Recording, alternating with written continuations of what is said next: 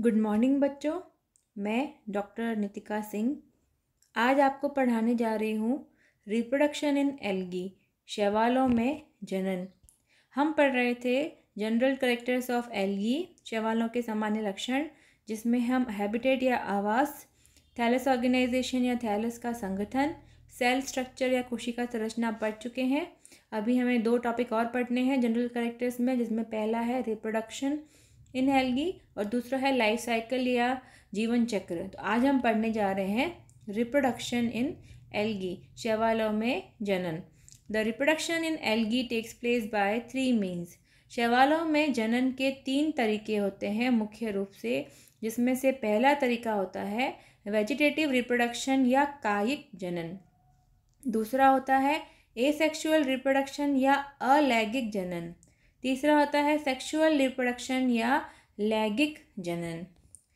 सबसे पहले हम पढ़ेंगे वेजिटेटिव रिप्रोडक्शन। इन तीनों को पढ़ने से पहले आपको ये पता होना चाहिए कि इन तीनों में अंतर क्या है। वेजिटेटिव रिप्रोडक्शन या कायिक जनन, इसका नाम आपको बता रहा है कि यहाँ पे यदि कोई कायिक कोशिका किसी अन्य सजीव का निर्माण कर लेती है तो उसे हम कहते हैं वेजिटेटिव रिप्रोडक्शन। जैसे all means of propagation in which portions of the plant body become separated off to give rise to new individuals without any obvious changes in the protoplast. एक सिंपल सरल कायिक कोशिका यदि एक नए संपूर्ण सजीव का निर्माण करने में सक्षम होती है या करती है तो उसे हम कहते हैं कायिक जनन। इसमें कायिक जनन जो कायिक कोशिका होती है उसमें किसी प्रकार का कोई प्रोटोप्लास्ट में कोई चेंजेस नहीं होते, मतलब कोई स्पोर नहीं बनते या ऐसी कोई चीज़ें नहीं होती जिसकी वजह से उसकी कायिक संरचना में परिवर्तन आए। जो कायिक जनन होता है उसके मुख्य रूप से शैवालों में कायिक जनन 6 प्रकार का होता है। पहला है फिशन। फिशन को हम बोलते हैं विभाजन, जैसे बाइनरी फिशन मतलब द्विविभाजन। और फ्रेगमेंटेशन या विखंडन, हार्मोगोनिया फॉर्मेशन या हार्मोगोनिया का निर्माण, फॉर्मेशन ऑफ एडवेंटिशियस ब्रांचिंग या अपस्थानिक शाखाओं का निर्माण, ट्यूबर्स जो हम बोलते हैं कंद, देन बडिंग या मुकुलन। फिशन की हम बात करें तो फिशन का मतलब होता है, फिशन सामान्यतया डायटम्स, जो मैंने आपको बताया था कि एक बेसिलेरियो माइसिटीज जो वर्ग होता है शैवालों का, उसमें जो शैवाल होती है उनको हम डायटम्स कहते हैं। तो डायटम्स हैं, डेस्मिड्स हैं, ये एक कोशिकीय शैवाल होती है और इन एक कोशिकीय शैवालों में एक कोशिका फिशन या द्विविभाजन के द्वारा दो कोशिकाओं में परिवर्तित हो जाती है। होता क्या है, जो उसमें केंद्रक पाया जाता है, केंद्रक में समसूत्री विभाजन या माइटोसिस होता है, उससे 2 कोशिकाओं का निर्माण होता है और ये 2 कोशिकाओं के मध्य में एक सेप्टम का या एक पट का निर्माण हो जाता है और इस प्रकार से एक कोशिका से 2 कोशिका का निर्माण हो जाता है। जैसे हम कहते हैं फिशन, इसमें कोई गैमेट्स नहीं बने, कोई स्पोर्स या बीजाणु नहीं बने।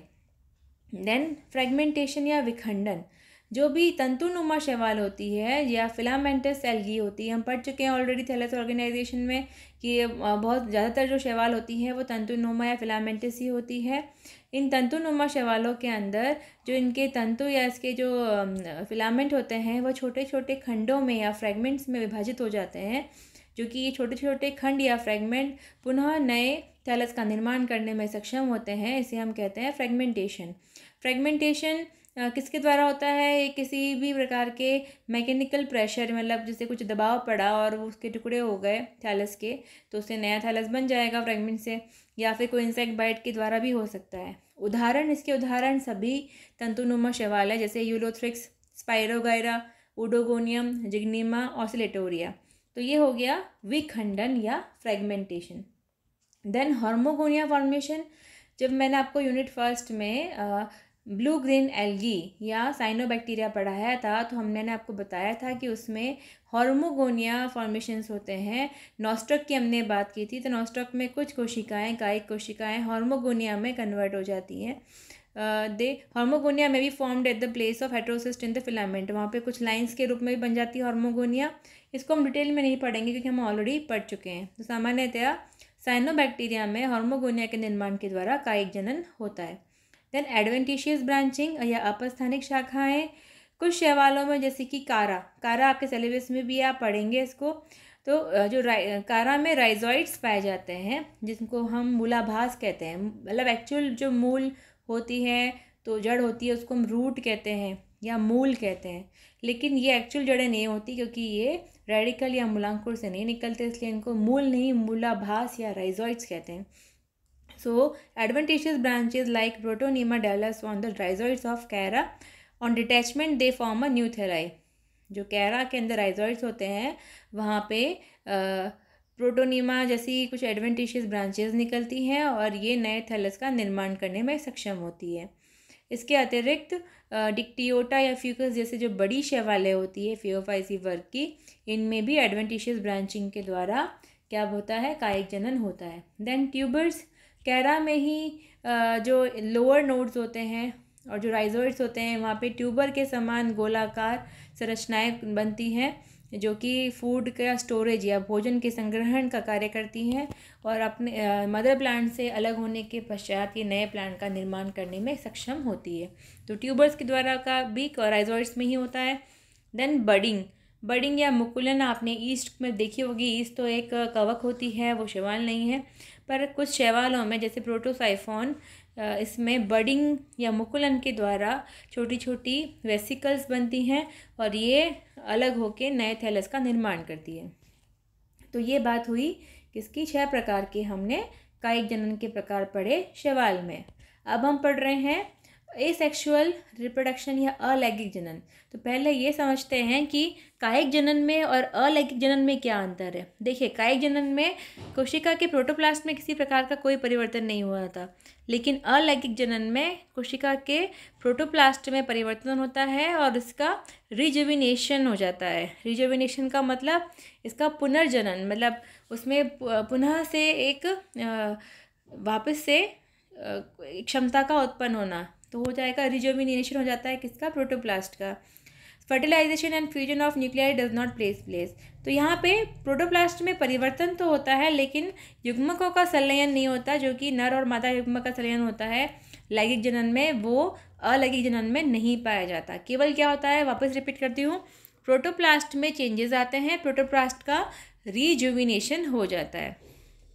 अब इसके प्रकार में आपको विभिन्न प्रकार के स्पोर्स या बीजाणु पढ़ने हैं। शैवालों में बहुत प्रकार के बीजाणु द्वारा जनन होता है, जिसके कुछ उदाहरण मैंने यहाँ दिए हैं। आप जितने याद करने में सक्षम हो आप उतने याद कर सकते हैं। जैसे 7 उदाहरण मैंने लिए हैं।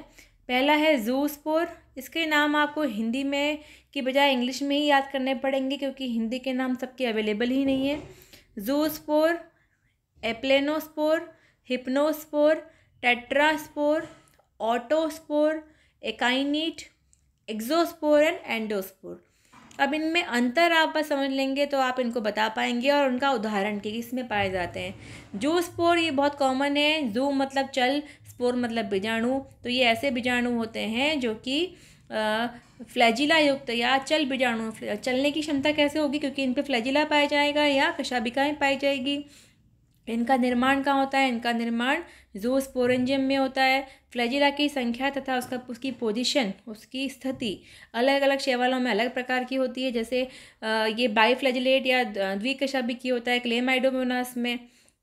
देन क्वाड्री फ्लैजिलेट होता है यूलोथ्रिक्स में। ओडोगोनियम में हम देखते हैं मल्टी फ्लैजिलेट होता है। तो ये उदाहरण हैं कि इसकी स्थिति भी अलग अलग होती है। हम देखते हैं कि फियोफाइसी में कहाँ पाए जाते हैं, पार्श्व में इसकी स्थिति होती है फ्लैजिला की, जबकि क्लोरोफाइसी में शीर्ष में पाए जाते हैं। Then zoospore moves in water without any before they germinate to make new plants. Zoospore बनते हैं जूस्पोरेंजियम में। जूस्पोरेंजियम से वो रिलीज होते हैं और वे पानी में मूव करते रहते हैं और फेवरेबल कंडीशन आने पर वे जर्मिनेट करते हैं और नए पादप का निर्माण करते हैं। वाउचेरिया एक आपके सिलेबस में भी है। वाउचेरिया एक शैवाल है जो कि ज़ैंथोफाइसी वर्ग से बिलोंग करता है। इसमें जो जूस्पोर पाया जाता है उसको सिन जूस्पोर कहते हैं। मैं बताऊंगी आगे जब आपको वाउचेरिया पढ़ाऊंगी कि इसको सिन जूस्पोर क्यों कहते हैं। देन एप्लेनोस्पोर अचल बीजाणु होते हैं। इसमें बस अंतर इतना है कि इनमें कशाभिकाएं नहीं पाई जाती, बाकी सब संरचना वैसे ही होती है। इसका उदाहरण है यूलोथ्रिक्स, उसमें पाए जाते हैं।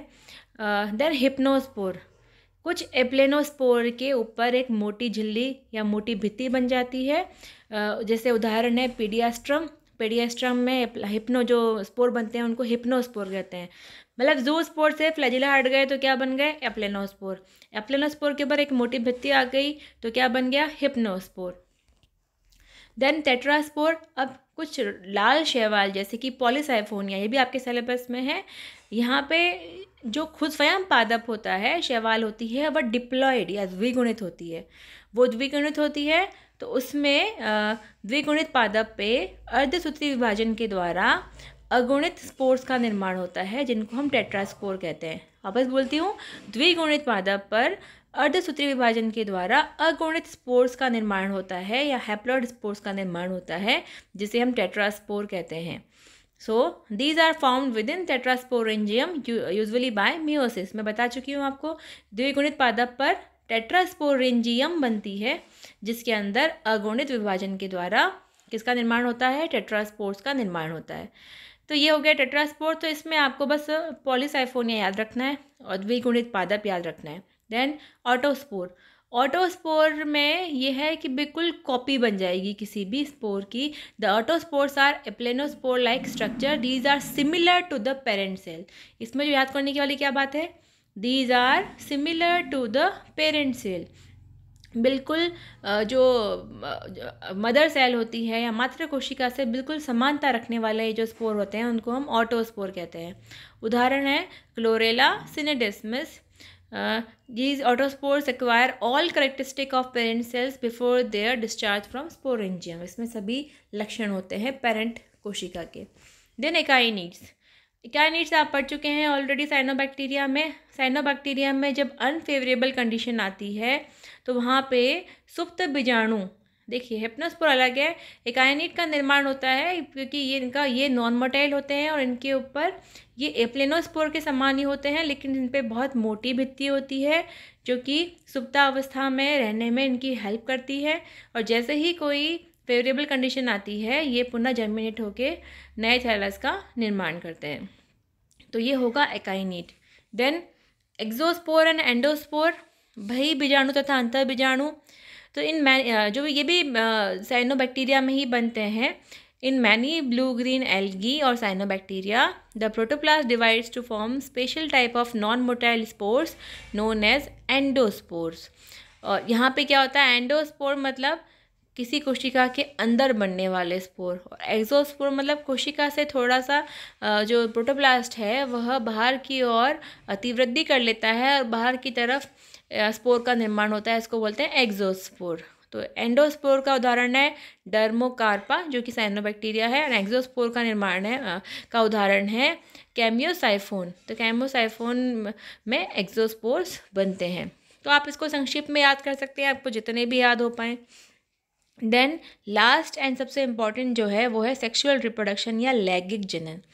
सेक्सुअल रिप्रोडक्शन में सबसे महत्वपूर्ण बात ये होती है कि नर तथा मादा युग्मक के बीच में फ्यूजन होता है और उसके द्वारा किसका निर्माण होता है? एक जाइगोट, द्विगुणित डिप्लॉइड जाइगोट का या द्विगुणित युग्मनज का निर्माण होता है। Depending upon morphological and physiological characteristic of gametes, sexual reproduction can be of the following types। मुख्य रूप से जो लैंगिक जनन होता है शैवाल में वह 6 प्रकार का हो सकता है। इसके नाम ही आपको बता देंगे कि ये प्रकार में किस प्रकार से लैंगिक जनन होता है। पहला है ऑटोगैमी, दूसरा है होलोगैमी, तीसरा है आइसोगैमी, चौथा है फिजियोलॉजिकल आइसोगैमी, पांचवा है एन आइसोगैमी और छठा है ऊगैमी। अगर हम ऑटोगैमी की बात करें, in autogamy 2 gametes of same mother cell fuse to form diploid zygote. देखिए, एक ही मात्र कोशिका से उत्पन्न हुए 2 गैमेट या 2 युग्मक यदि आपस में मिलकर द्विगुणित जाइगोट का निर्माण करें तो उसको हम ऑटोगैमी कहते हैं। क्या है? एक ही मात्र कोशिका से 2 जाइगोट, 2 या गैमेट या युग्मक उत्पन्न हुए, वो पुनः फ्यूज होके या जुड़ के एक जाइगोट का निर्माण करते हैं तो उसे हम कहते हैं ऑटोगैमी। ऑटोगैमी का मुख्य उदाहरण है डायटम, बेसिलेरियोमाइसिटीज जो बेसिलेरियोफाइसी जो वर्ग है उसमें डायटम्स जो पाए जाते हैं उसमें ऑटोगैमी मुख्य रूप से पाई जाती है। देन होलोगैमी, होलोगैमी होल मतलब संपूर्ण। तो यहाँ पे क्या हो रहा है, दो संपूर्ण, एक जैसे एक कोशिकीय जो शैवाल होती है उसमें दो संपूर्ण कोशिकाएं आपस में जुड़ जाएं और मिलकर जाइगोट का निर्माण करें, तो उसे हम कहते हैं होलोगैमी। होलो जैसे एग्जांपल है क्लेमाइडोमोनास के। क्लेमाइडोमोनास में जो एक आपने इसकी मैं आपको डायग्राम बता चुकी हूँ लास्ट के लेक्चर में, इसके बारे में हम जान चुके हैं। क्लेमाइडोमोनास एक कोशिकीय शैवाल होती है, तो इसमें प्लस और माइनस स्ट्रेन आपस में जुड़कर यदि जाइगोट का निर्माण करते हैं, द्विगुणित जाइगोट का, तो उसको हम कहते हैं होलोगैमी। उदाहरण है क्लेमाइडोमोनास। देन आइसोगैमी, आइसो का मतलब होता है समान, कि यदि नर और मादा युग्मक या मेल एंड फीमेल गैमेट दोनों दिखने में बिल्कुल एक समान हो, दे आर मॉर्फोलॉजिकली आइडेंटिकल, और उन दोनों मतलब उसमें अंदर वो है तो एक प्लस स्ट्रेन और एक माइनस स्ट्रेन, लेकिन दिखने में आपको समझ में नहीं आ रहा कि नर युग्मक कौन सा है, मादा युग्मक कौन सा है, दोनों दिखने में बिल्कुल समान है और दोनों मिलकर डिप्लॉयड जाइगोट का निर्माण करते हैं, तो उसे हम इस प्रकार के जनन को कहते हैं isogamy. Gametes are similar, iso मतलब समान, गैमी मतलब युग्मक, समान युग्मक। उदाहरण है Chlamydomonas eugametous, Chlamydomonas eugametous and Ulothrix. अब एक और होता है फिजियोलॉजिकल एनाइसोगैमी।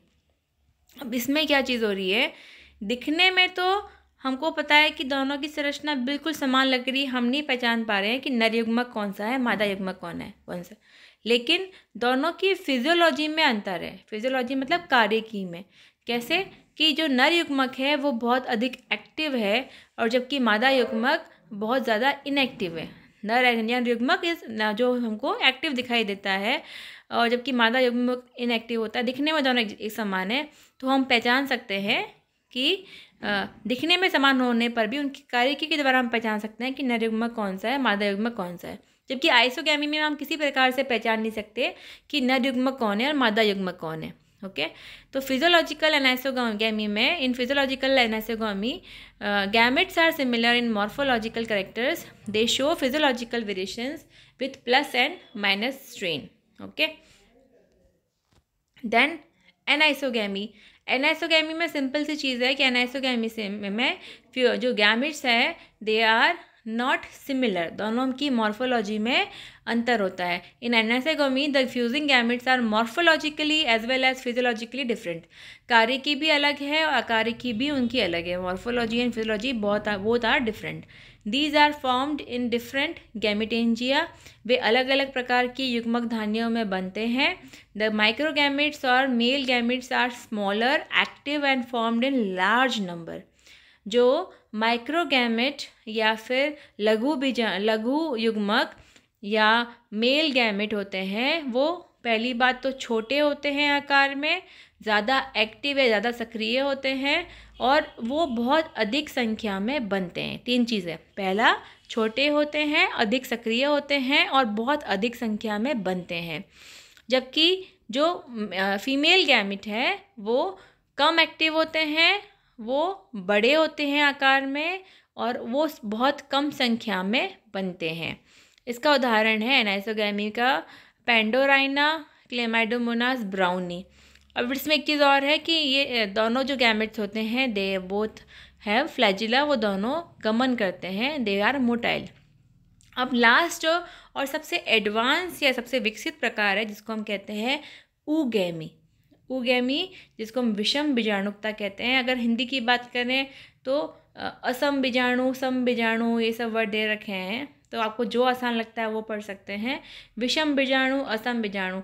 जबकि आप जैसे ऊगैमस में आप इंग्लिश में किस बहुत आसानी से याद कर पाएंगे, कैसे मैं बताती हूँ कि यहाँ पे मेल गैमेट जो होता है वो तो होता है मोटाइल, जबकि जो फीमेल गैमेट होता है जिसको हम एग कहते हैं या ऊस्पोर कहते हैं वो होता है नॉन मोटाइल। इससे पहले हमने जितने भी 5 प्रकार पढ़े इसमें वो दोनों गैमेट्स मोटाइल होते हैं, दोनों चल सकते हैं। लेकिन ऊगैमी में मेल गैमेट या नर युग्मक होता है मोटाइल या चल होता है, लेकिन जो फीमेल गैमेट जिसको ऊस्पोर कहते हैं वह नॉन मोटाइल होता है और वह आकृति में बहुत ज़्यादा बड़ा होता है मेल गैमेट के कंपेयर में। तो यहाँ पे एक बड़ा सा एग होता है जिसमें कि मेल गैमेट आके फर्टिलाइज करते हैं, जिसको इसीलिए इसको कहते हैं oogamy। oogamy वर्ड आया है oospore से। तो female gamete is called oospore। It is the most advance type of sexual reproduction. The male gametes और माइक्रोगैमेट्स आर फॉर्म्ड इन एंथ्रीडिया। देखिए यहाँ पे शब्द भी चेंज हो गए। जो अब तक गैमेटेंजिया था, तो यहाँ पे जो मेल गैमेट होता है इसको एंथेरोजॉइड्स कहते हैं, और ये किस में बनता है? एंथ्रीडिया या नर युग्मक धानी में बनता है। और फीमेल गैमेट जो कि सामान्यतः संख्या में केवल एक ही होता है, वो oogoनियम में या अंडधानी में, पूधानी और अंडधानी बोलते हैं इसको। पूधानी मतलब एंथ्रीडिया, अंडधानी मतलब oogoनियम। During fertilization the male gametes reach oogoनियम टू फर्टिलाइज एग।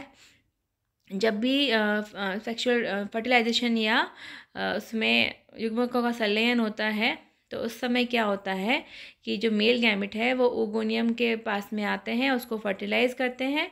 जो फर्टिलाइज्ड एग होता है वह द्विगुणित जाइगोट का निर्माण करता है, और इस प्रकार से क्या होता है? oogamy या oogamous प्रकार का लैंगिक जनन होता है।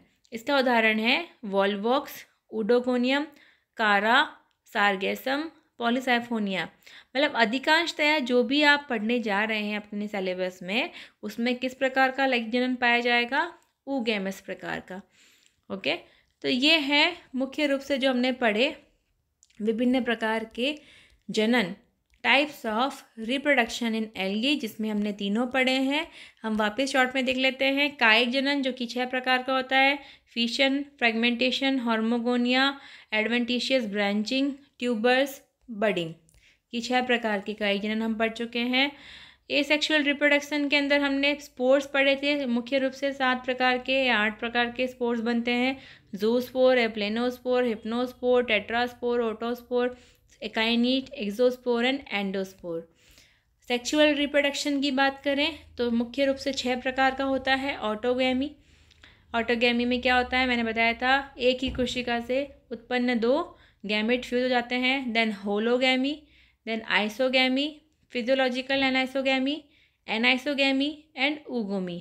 यह मुख्य प्रकार के सेक्सुअल रिप्रोडक्शन के टाइप है या लैंगिक जनन के टाइप है शैवाल में।